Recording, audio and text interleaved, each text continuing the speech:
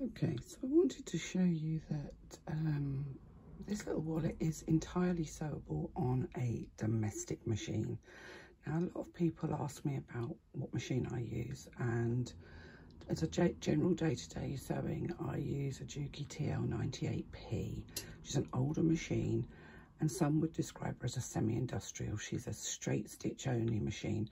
In my opinion, there's no such thing as a semi-industrial. There's domestic or industrial.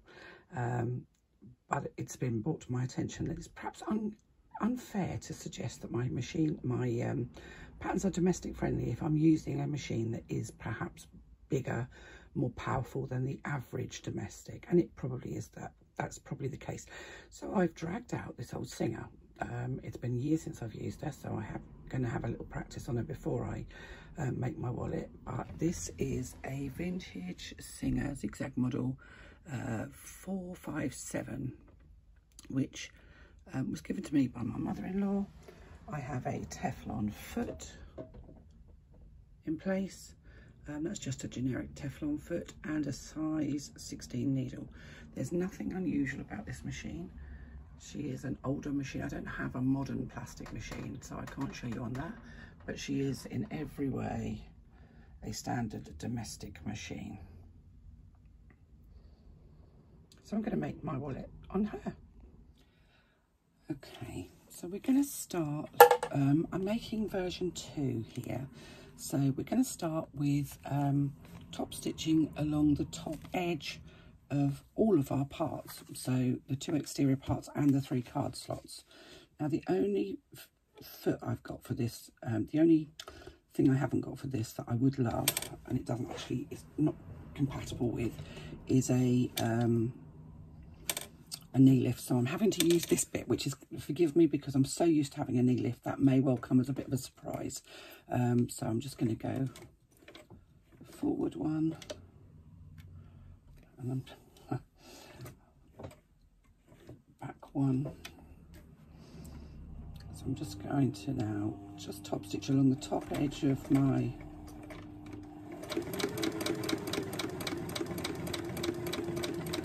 exterior panels.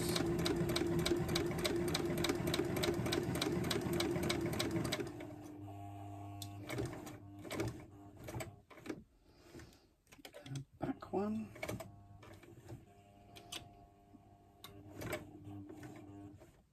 Forward one. Where's that? I think my stitch length is probably a bit small. But there again, this machine doesn't have a great capacity for changing the stitch length.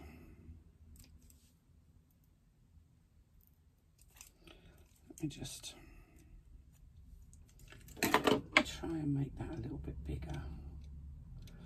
The trouble is I forget how this machine works. It's been such a long time since I've used it. Okay, that's as long as it goes. Let's try that. Obviously, if you're using a machine all the time, you'll be familiar with how it works. This one was just one I pulled out of the cupboard because I wanted to demonstrate that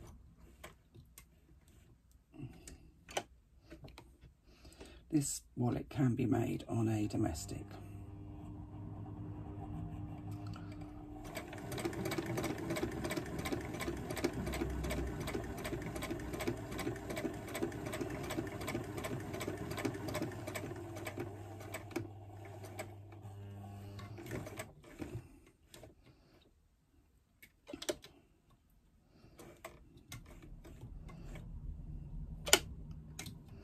So one back stitch at either end. So you'll have to forgive me because I am dodgering with this because I'm just not used to this machine.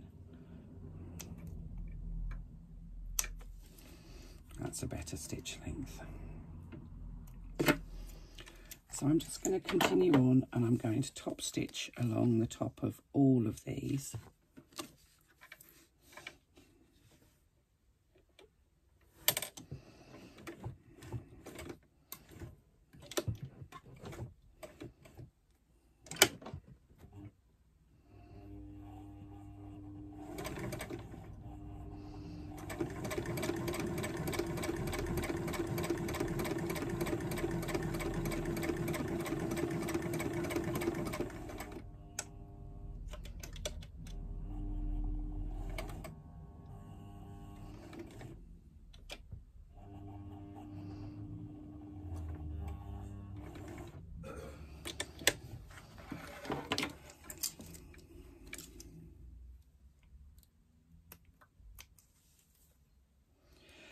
you can see here I'm actually doing one back stitch at the beginning and the end of my stitching, as opposed to burying my threads. It's very much your choice. I'm going to come back to you once I've done those next two, and we'll look at starting construction. So I've done my top stitching along the top edge of each of my panels, or my card slots, my two exterior panels. And I'm going to fit my card slots in exactly the same way as I did on the first version. So we're going to mark a line that is 3/4 of an inch from the bottom edge of one of our exterior pieces. Now I'm going to do that just down here. You will have already seen it, but I wanted to get as close as I could to the machine, so I'm just going to I've moved where my machine sits and where my camera sits, so that you can actually see that I am properly sewing on that machine, rather than kind of talking the talk but not actually doing it. So I'm just going to position my bottom card slot, my back card slot rather, onto my panel, and that top corner is 1/8 of an inch. The top corner here is 1/8 of an inch away from the top edge. And then I'm going to stitch. Let's just move the camera up a little bit along that bottom edge. Where's my foot pedal?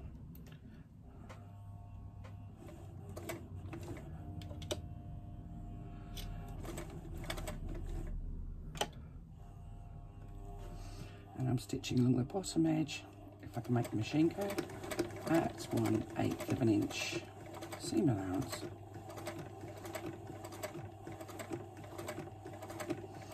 I don't have a narrow foot for this, not a narrow Teflon foot anyway, so I'm having to use my ordinary Teflon foot.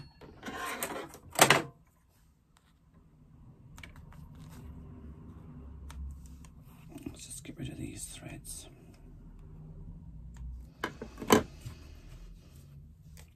So there we go, that's our first card slot in place. We're going to do another line, mark another line. Let's just move the camera down. That's 1/4 inch from the bottom edge.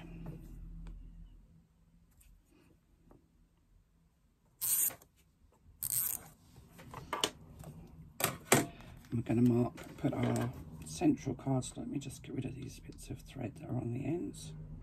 Didn't cut those off very well. Onto that 1/4 inch mark, matching up the sides, making sure that the sides are matched perfectly. So that's one.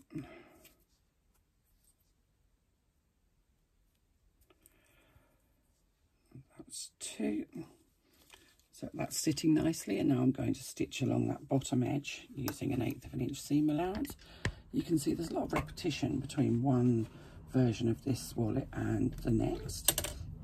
But there are no, in all four versions, there are no thicker areas than the ones you'll find in this version. So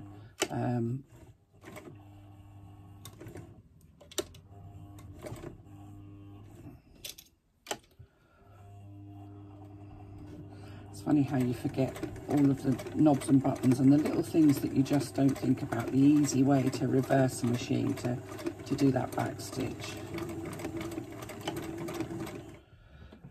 You forget about how to do it on other machines. It's what you use all the time, isn't it? I've not used this machine for ages. My daughter uses this one sometimes. She's a lovely old machine. She was given to me by my mother-in-law.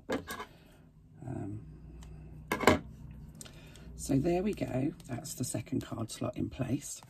Now I'm going to take my back panel and I'm going to lay this front piece, which has got the two card slots on, wrong sides together with the back panel.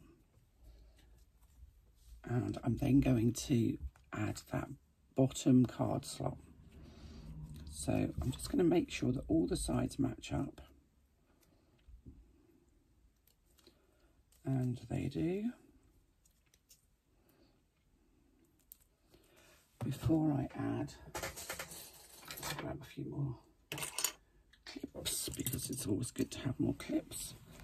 So then we're going to add that bottom card slot. I just need to move that one out of the way because that card slot needs to go there.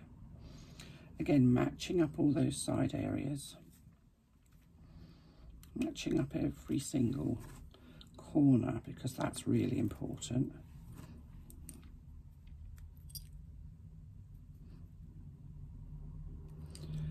Just clip it really well.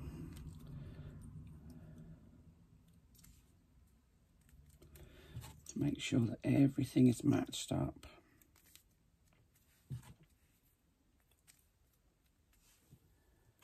A couple more clips. Now, because this version has an open top, because we want to have this is the one with the raw edge unlined pocket on the top, we're only going to stitch down the sides and along the bottom.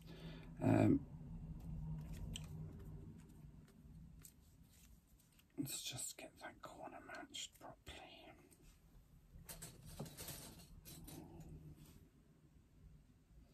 So this top edge that we're going to leave open so that we can use that to pop our paper money and doesn't need to be actually stitched. So we're going to stitch down one side, along the bottom and up the other. And you can see that those card slots are all now matching and all sitting nicely. Well, I hope you can. You can. And I'm going to go back to the machine. Now, this will be the test. I haven't actually tried this out, so I don't know if it's going to work. So I'm just hoping it will. I need to find something like an awl. This is my awl that I use. It's not actually an awl. It's part of a one of those circle weaving things, but I like the fact it's got the pointy end and it's on an angle. It allows me to kind of get to it quite easily. So we are going to stitch around the outside of our wallet using a 1/8 of an inch seam allowance. So I'm just going to find my foot pedal. I'm going to go in and I'm going to go forward one stitch. And I'm going to go back one stitch.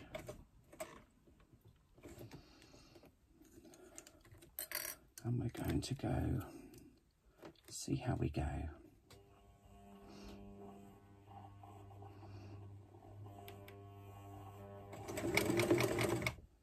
Oh, let's try going forward, shall we?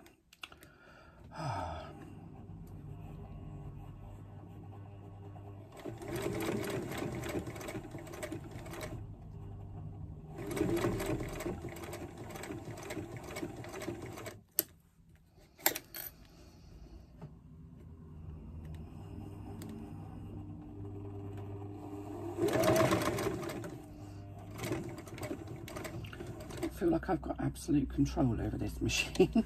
I'm not used to this foot pedal. It's a very tiny foot pedal. So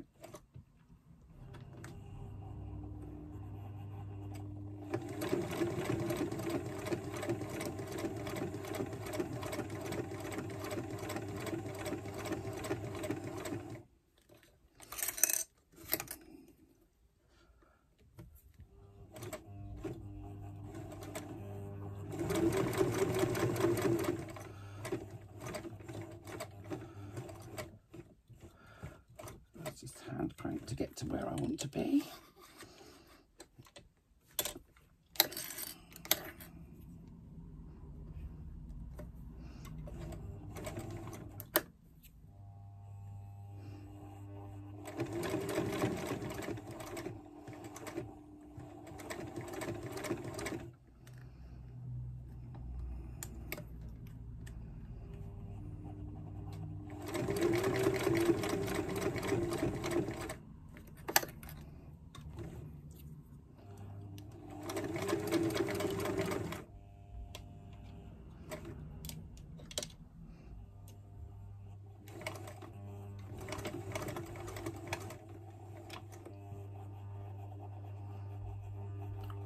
Oh, come on.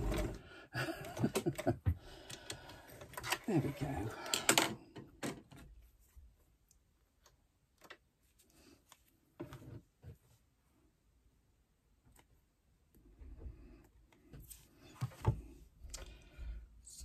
if you've got any tiny imperfections, and there's just a tiny slither there that I think where I didn't actually use my awl,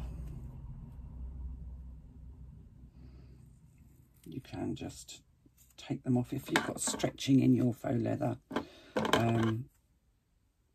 then sometimes you do just need to make sure that you've got those, everything's matched up. I'm just going to get rid of all these stray ends. But there we have it. And that's entirely made on a domestic Singer model 457. So it's entirely possible on a fully domestic machine. The most amount of layers that you have on this is there are a couple of areas, and it's just about 1/4 of an inch one side and 1/4 of an inch on the other, where you have 4 layers, and that's exactly the same as a 4-fold strap. But because you're coming from an area where there are 3 layers, as long as you keep going, you'll find that actually that doesn't have any detrimental effect. So there we have version 2 with the unlined card slot, unlined money slot in the top, on a fully domestic machine. When I say you can do it on a domestic machine, I'm really not lying, I promise.